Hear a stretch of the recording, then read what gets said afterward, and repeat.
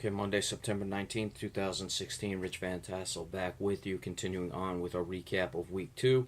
This is now Part 2. We have next the Dallas Cowboys going on the road, defeating the Washington Redskins 27-23. The box score for the visiting Cowboys: Dak Prescott 22 of 30, 292 yards, no touchdowns, no interceptions. Ezekiel Elliott a little bit better, 21 carries, 83 yards. They have it listed at 4 yards per carry, but obviously that's 1 yard shy. 21 times 4 would be 84, but it's just rounded up. Alfred Morris, 5 for 7. Elliott had a touchdown. Alfred Morris had a touchdown. Dak Prescott had a touchdown, rushing altogether 30 for 102.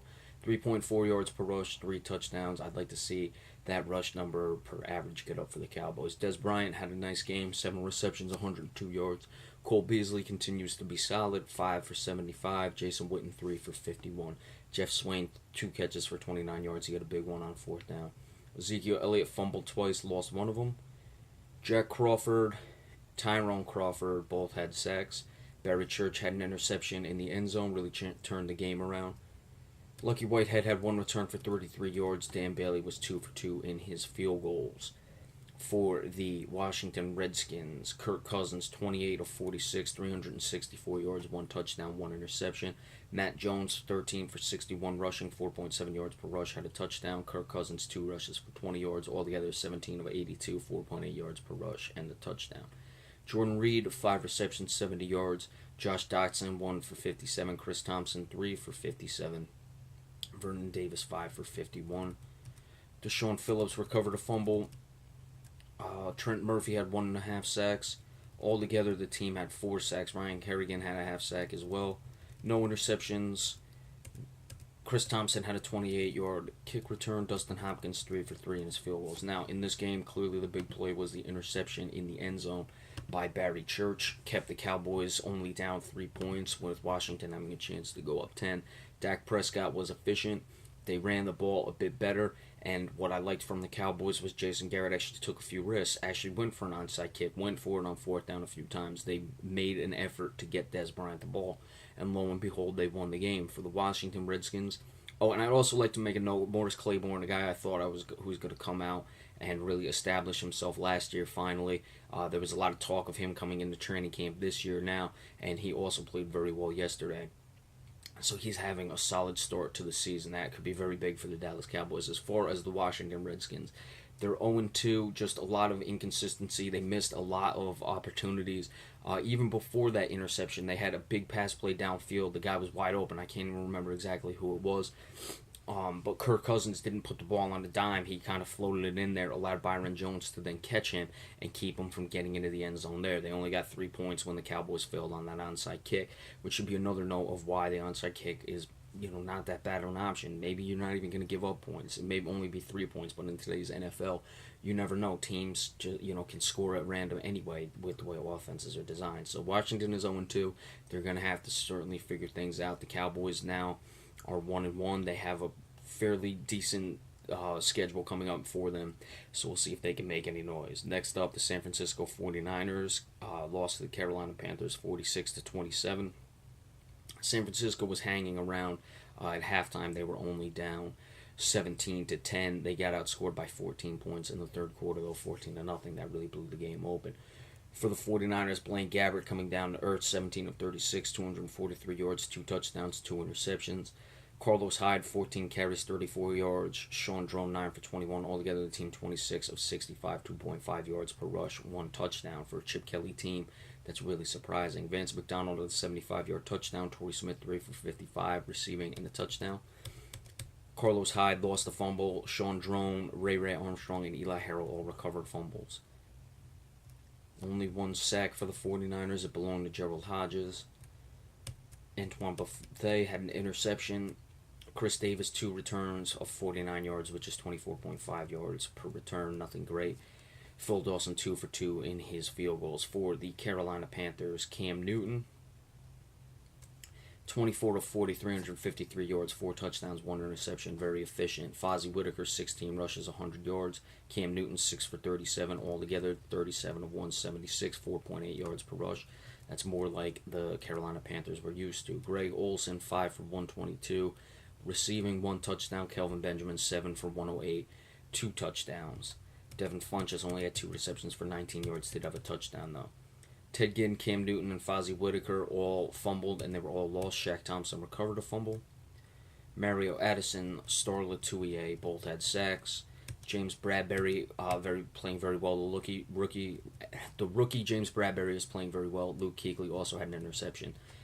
Bradbury's was an interception. Ted Ginn Jr., 6 returns, 130 yards. A lot of returns because San Francisco was putting up some points as well.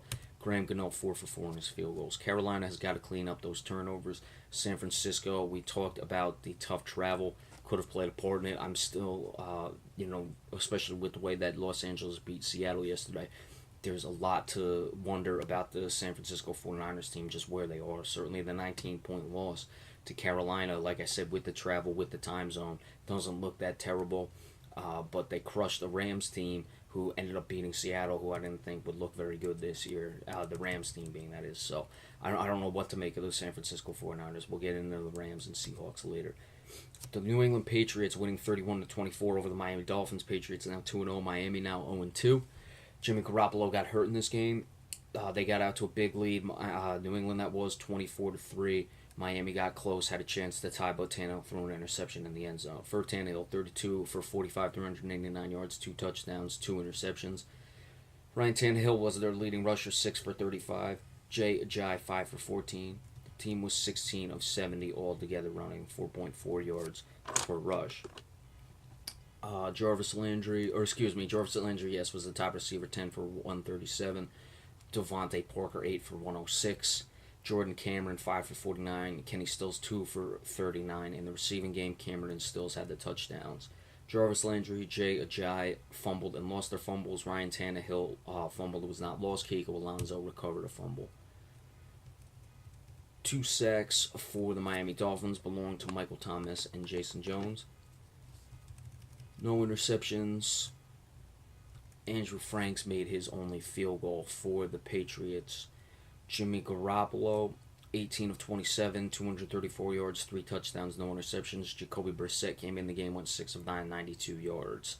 No touchdowns, no interceptions. LeGarrette Blount effective again, 29 carries, 123 yards, 4.2 yards per rush. A touchdown. James White, 4 for 19, 4.8 yards per rush.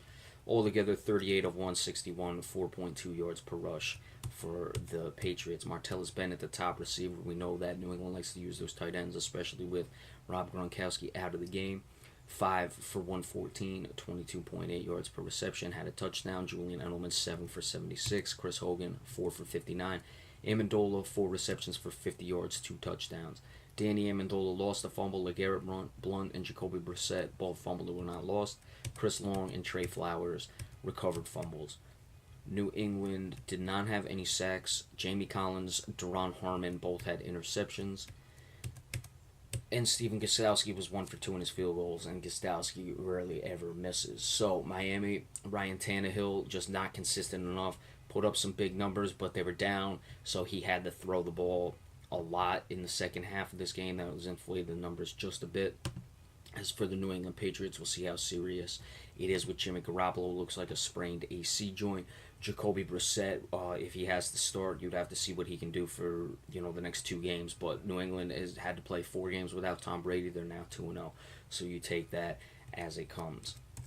Next up, the Kansas City Chiefs lost to the Houston Texans 19-12 in favor of Houston. Alex Smith for the Chiefs, 20 of 37, 186 yards, no touchdowns, no interceptions. Jarkandrick West, 6 carries, 61 yards, 10.2 yards per rush. Spencer Ware, 10 for 57, 5.7 yards per rush.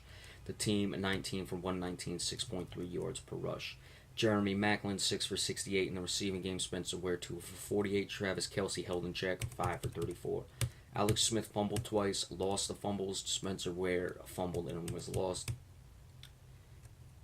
2 sacks for the Kansas City Chiefs. Marcus Peters did have 2 interceptions. Give him some credit. He's really coming along. Tyreek Hill, 3 kick returns for 83 yards.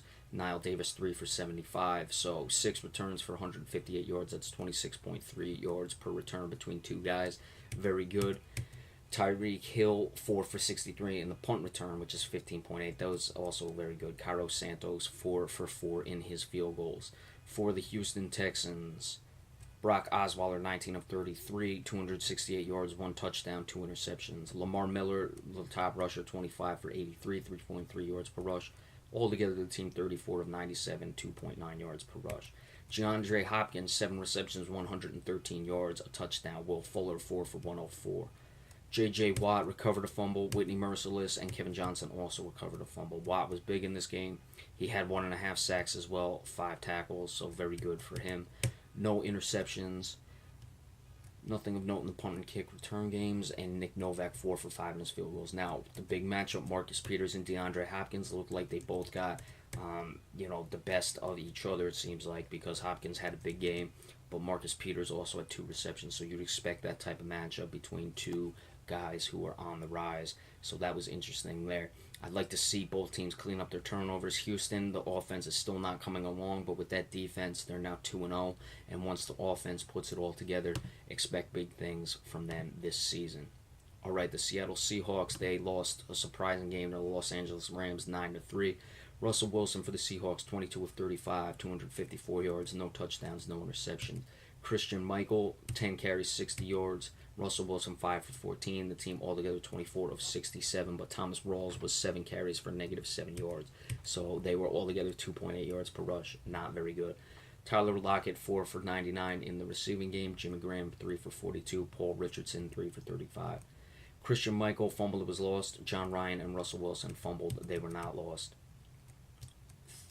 3 sacks, 2 from Frank Clark, 1 from Michael Bennett for the Seahawks. No interceptions. I'm surprised with Case Keenum playing. Stephen Hauschka made his only field goal and the only points of the game for the Seattle Seahawks. For the Rams, Case Keenum, 18 of 30, 239 yards, no touchdowns, no interceptions. Todd Gurley held in check again, 19 for 51, 2.7 yards per rush. The team altogether 25 of 64, 2.6 yards per rush. Kenny Britt, the top receiver for the Rams, 6 catches, 94 yards. Lance Kendricks, 4 for 61. Alec Ogletree recovered a fumble. Only 2 sacks, 1 from Robert Quinn, the other from William Hayes. Nothing from Aaron Donald in the sack department. I'm not even sure if he played, to be honest with you. Nothing in Tavon Austin held in check in the punt return games, and Greg Zuerlein 3 for 3, making his field goals. Now, I expected Seattle to blow the doors off the Rams. I'm a little surprised they didn't.